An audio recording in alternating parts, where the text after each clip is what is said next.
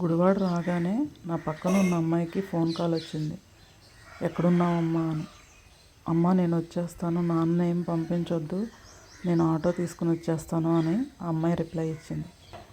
నేను గుర్తొచ్చానండి. నాన్న కూడా సేమ్ అలాగే కాల్ చేసేవారు. సరే ముదినేపల్లి వచ్చేసరికి కరెక్ట్గా ఆటో దగ్గరికి వచ్చేసరికి బాబాయ్ కాల్ చేశాడు.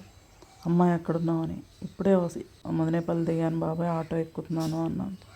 వద్దు నువ్వు వెయిట్ చేయి, నేను 2 నిమిషాల్లో వచ్చేస్తాను అని నాన్న లేని లోటుని బాబాయ్ తీర్చాడు. ఆ బాధ లేకుండా చేశాడు. ఇంటికి రాగానే అమ్మ అతిథి సత్కారం రామాఫలంతో. అమ్మ హాఫ్ తిందామంటే వద్దు, పూర్తిగా నువ్వే తిను, నేను మొన్న ఒక కాయ తిన్నాను అని. అది మన దొడ్లో లేకపోయినా పక్కన పిన్నిని అడిగి తీసుకొచ్చింది. అమ్ములొచ్చింది, తింటుంది ఇమ్మని.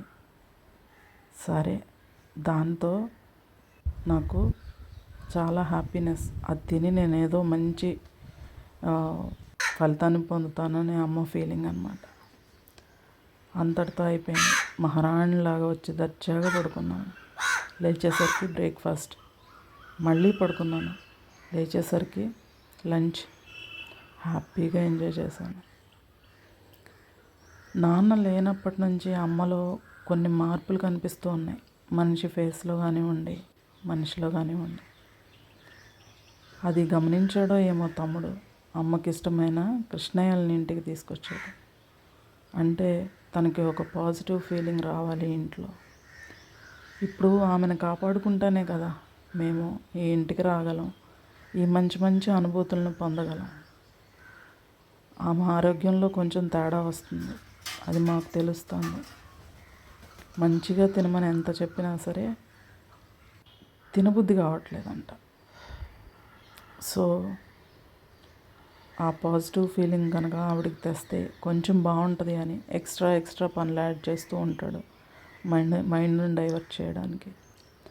అలాగే తను హ్యాపీగా తను చేతనైన వరకు లీడ్ చేస్తుంది.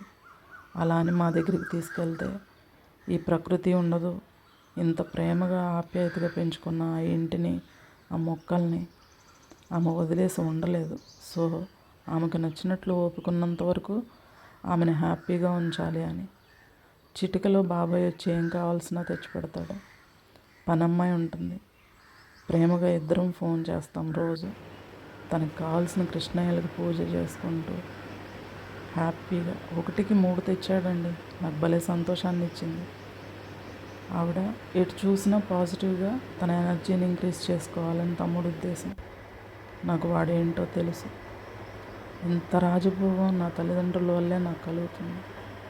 ఇప్పటికీ కూడా స్టిల్ 47 years, ఇప్పటికీ కూడా నా చిన్నప్పుడు ఎటువంటి ఫీలింగ్ని పొందాను, అప్పటికీ అదే ఫీలింగ్ ఇక్కడ మాత్రమే పొందగలను. అది అమ్మున్నంత వరకే ఇవన్నీ నాకు జరుగుతాయి. అందుకని నేను ఎప్పుడూ మనస్ఫూర్తిగా ఆవిడకి మంచి ఆరోగ్యాన్ని భగవంతుడు ప్రసాదించాలని మనస్ఫూర్తిగా ఎప్పుడూ కోరుకుంటాను. ఆవిడ కూడా అలానే తన పిల్లలిద్దరూ బాగుండాలని. నేను సాయంత్రం పెళ్ళికి వెళ్తానని పొద్దున్నే పూలు కోసి పక్కన పెట్టింది. సాయంత్రం ఇంకా